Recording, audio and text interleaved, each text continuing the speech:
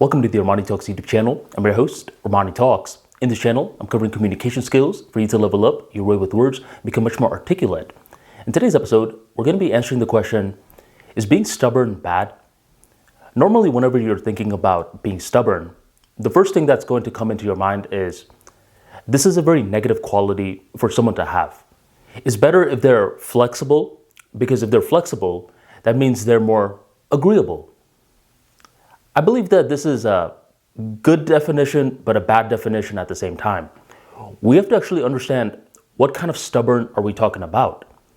In certain parts of our life, being stubborn is a very bad thing.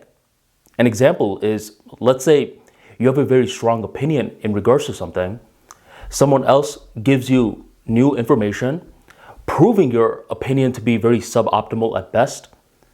And now you can decide to either alter your opinion or be like, no, it's either my way or the highway. This is a bad kind of stubborn. And this is stuff that we already know about, so we don't need to break this down anymore. I want to talk about the good kind of stubborn.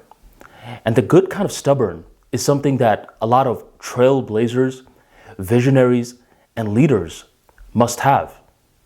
I want to tell you a really funny story, and I want you to extract whatever lessons that you can from it. Imagine Roberto. Roberto ends up starting this restaurant in the busy part of New York with his three brothers. Roberto and his three brothers have high hopes for this restaurant. It's an Italian restaurant, to be exact. And in the beginning stages, they're doing very well. There's different individuals that are coming into the restaurant. They're building their staff, and there are certain protocols within this restaurant.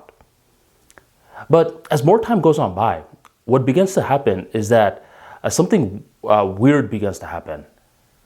The other brothers are like, hey, we are creating this platform where these individuals, aka the servers, the cooks, can have a job. We should be collecting some of their tips. So after voting on it, Roberto and his brothers are like, whatever tips that are made, a certain amount goes to the upper management. This doesn't go over too well with the different people within the staff. They're like, but we're the ones greeting the customers. We're the ones making sure that the customers are having a good experience while you guys are nowhere to be found. We get it that you guys gave us the platform, but this isn't the right thing to do. So this causes a little bit of animosity. That little bit of animosity in the complex system of the restaurant business begins to add up. And eventually, what happens is that from the people that are working in this restaurant, there are different groups that are forming. There's a group of people that have a very bad attitude. Okay? They make the entire experience poor for the other customers. While there's another group of people that still have a good attitude. They're the people that are like, our lives revolve around the restaurant business. Something about it we love. So two groups of people. And at this stage, what's still happening is that these two groups of people are collecting the same amount of tips. It's because in this restaurant business, there's a pool of tips at the end of the day. A certain percentage goes to the management team, and everyone else gets paid equally. Roberto is noticing this. He's like, wait a minute. Why are we giving an equal amount of tips to the bad workers as similar to the good workers? That's not right. So eventually, Roberto has this very radical idea. He's like, you know what? Things need to change. From here on out, things will change. Management is no longer going to get the tips. From here on out, each of the people that are working within our restaurant will earn their tips. They will hunt for their own food. Now, this is a radical idea from many ends, but predominantly from two different ends. Management, aka Roberto's brothers, are like, well, what do you mean? This isn't good. Our revenue from the management side of things is going to drop. And the bad workers, they're like, this isn't right. It's not right because now we're not guaranteed anything. So what's happening with Roberto is that he's getting assaulted from two different lines.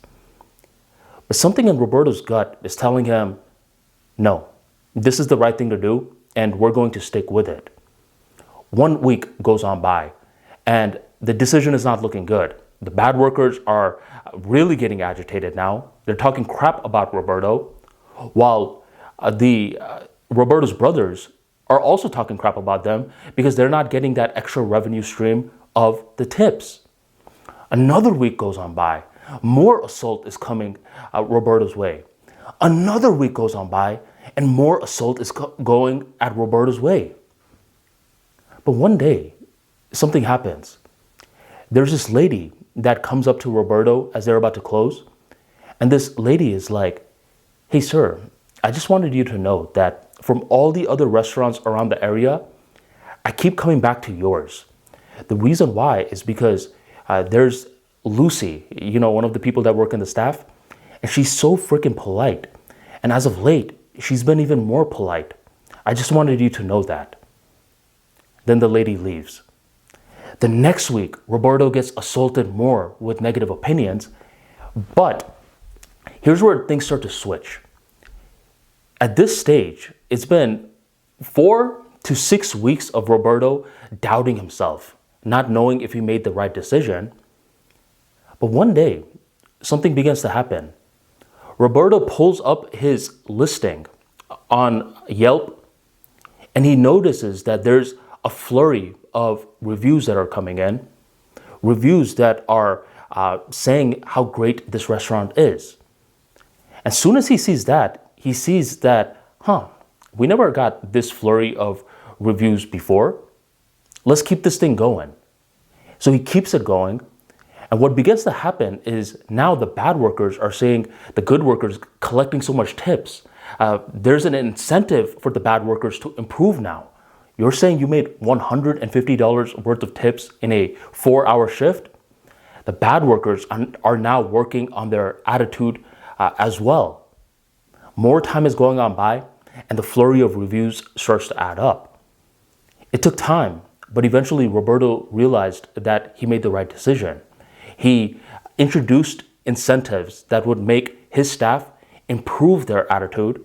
The more that they improved their attitude, the more that they created a better experience for the customers.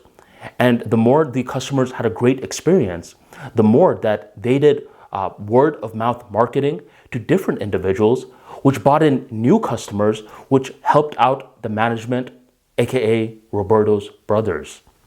This was a situation of having the good kind of stubborn.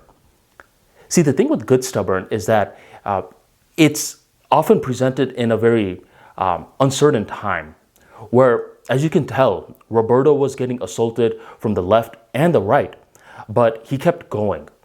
The question is, how do you know when to keep going and when to just throw in the towel and be like, okay, let's just go back to our previous plans?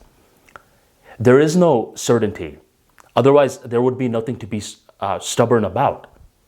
Instead, what I've noticed from the good kind of stubborn is that every now and then you'll just get a flash of an insight that allows you to know if you're on the right track or not. And you have to be very astute with it. If you were listening to the story, what was that flash for Roberto?